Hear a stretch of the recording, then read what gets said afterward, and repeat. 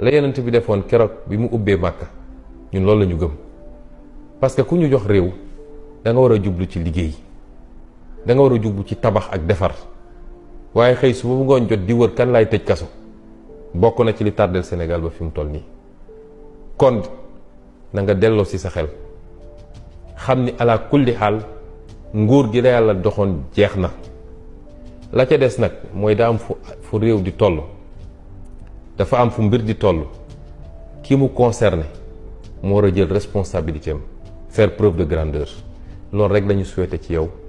souhaité ko ci sa njaboot. asalaamaaleykum président Macky Sall. kaddu yi nag Ousseynou moo ko waxoon. àdduna bu mu la jay mukk Macky Sall la ko waxoon.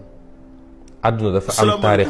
am siira. ñu dégluwaat vidéo yi nga xam ne ni boo demee ci siira muy gagné réew mi. nee na ko président boo demee ci histoire àdduna bu mu la jay. bi ci gën a sori mooy Firawna. tegal ko ci ne boo demee ci siira ba yi ci mujjee nii kuñ ci mus a jay ba gëm loo ni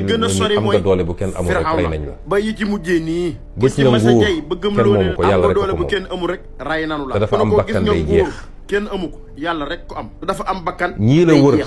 dar la di la bàkkal ñu demee noonu. ñu ci bëri ci ñoom ñu ngi àndoon ak président Abdoulaye Wade di xeex contre toi te bis boo fi jógee ngay xam ni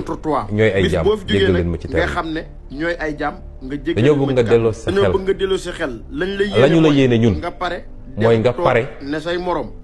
dem toog ni say morom président Issoufou mi ngi Niger kenn sonalu ko ak keneen ak keneen président Buhari ak président Obasanjo kenn mi ngi fii Nigéria ba ni mu génnee àdduna Guy Rawlings nekk na Ghana ba ni mu génnee àdduna fii laa la wax Afrique keneen ak keneen noonu waxuma sax déewu tubaab yi fii laa wax ci dem dox Afrique say soxla wala bu fekkee day dem si international lañ la yéene mooy nga génn dem toog jàpp sa ñàmbur di dox say soxla ndax mënoo gañ wala su dee da ngay dem ci international nga dem teg ci ne képp ku ñu jox réew waaye yéenewuñu la mujj bi nga xam ne ñooñu moom lañ bëgg si yow ndax munoo gagné combat bi devant le peuple sénégalais xëy suba ba ngoon di wër kan te plus ñu lay dugal bokk na ci li taal plus sa situation di grave ñi ñu ne kon na nga parce que bu dee da ngaa dox ci ay néew jeex na la sa def nag pour génn dafa am fu réew di toll wala pour essayer forcer toog ci réew mi xamal ni sa mujj dina métti lool dina jafe lool te yéenewuñ la ko preuve de grandeur ki la gëm loolu ñun nit ñi dañ laa jàppal dara bëgg laa fexeel wala di waa ajal ay fayu ñun amuñu jot boobu ndax nee nga réew xam nga ñun dañoo jàng ci yonent bi alayhi salaam jàng ci nit ñu baax ñi li ñu jàng mooy lan